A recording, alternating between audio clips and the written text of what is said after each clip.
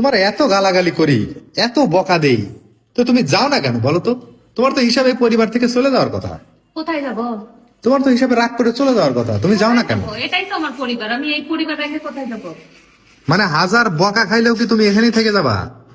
এত গালি গালাজ, এত কিছু, তারপরে কেমনে তুমি সহ্য করে থাকো এখানে? কারণ কেন আমি মেয়ে থাকো? মানুষ। মেয়ে মানুষ হলেই থাকতে হবে? কত মেয়ে মানুষ না চলে যায় সংসার থেকে, তুমি যাও না কেন? কারণ আমি মেয়ে মানুষ, আমার কাছে মনে হয় আমার স্বামীর ঘরটাই আমার আসল জায়গা, এই জন্য যাই না। স্বামীর ঘরটাই আসল জায়গা? মানে যত যন্ত্রণা, দুঃখ, দুর্দশা, বঞ্চনা যাই আসুক না কেন, তুমি এই সংসারই থেকে যাবা? জীবন মানেই তো যন্ত্রণা, কথাটা তো আর এমনি আসে নাই। প্রত্যেকটা মানুষের জীবনেই যন্ত্রণা আছে, ঠিক আছে? তো আর তোমার যন্ত্রণা যদি না থাকে, তুমি যখন আমাকে ভালোবাসো, সেটা তো মানে যখন আমি ভালো থাকি সেটা ফিল করতে পারবো না, তাই না? বাহ, দারুণ কথা বললা তো। এখন কথা হচ্ছে যে অনেকে তো মানে স্বামীর উপরে রাগ করে সংসার 2 দিন হইতে না হইতেই স্বামীর উপরে বিভিন্ন অভিযোগ দিয়ে চলে যায় যে স্বামী ভালো না, স্বামী দুর্ব্যবহার করে। আমিও তোমার সাথে দুর্ব্যবহার করি, এটা নিশ্চিত, এটা সত্য। তাদের উদ্দেশ্যে একটা কথাই বলতে চাই, স্বামীর সংসার যদি ভালো না লাগে, স্বামীকে ডিভোর্স দিয়ে বেশি না 10 দিন বাপের বাড়ি গিয়ে থাকেন, বুঝলেন? এমনি তখন আবার এসে স্বামীর পায়ে ধরা লাগবে। অনেকে তো থাকে বাপের বাড়ি গিয়ে থাকে, মনে করে যে আমার বাবার বাড়ি আমার আসল জায়গা। আসলে কি তাই?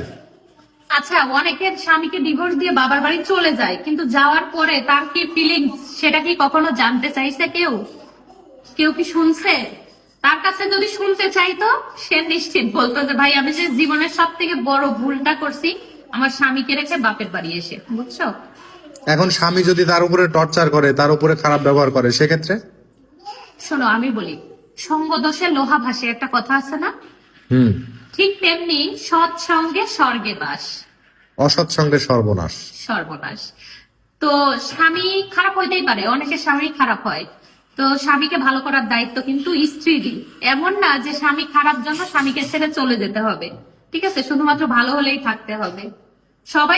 সবার স্বামী যদি ভালোই হয় আর সবাই যদি ভালো স্বামীর সাথেই থাকে, তাহলে খারাপ লোকগুলোকে কে মানায় নিবে, কে ভালো করবে, ওরে বাপরে। তাই না? মানে অ্যাডজাস্টমেন্ট করার মূল দায়িত্বটা আসলে একজন স্ত্রীর উপরেই বর্তায়, তুমি এটাই বলতে অবশ্যই চাচ্ছ? অবশ্যই। এই জন্যই বলে যে মেয়েদের ধৈর্য না থাকলে সংসারে শান্তি আসে না, আর ধৈর্যটাই মনে হয় এখানে সব থেকে বড় ফ্যাক্ট। সংসার টিকেই না, মেয়েদের ধৈর্যটাই বড় জিনিস। আচ্ছা, তুমি কি সেই জন্য এই বাসা থেকে চলে যাও না? আমার অনেক দুর্ব্যবহার করা সত্ত্বেও তুমি থেকে যাও কি এই কারণে নেই? আমি তোমাকে, তোমার পরিবারকে, তোমার ঘর বাড়িকে সব আমার মনে করি, নিজের মনে করি। তাই নিজের জিনিস ছেড়ে তো মানুষ কখনো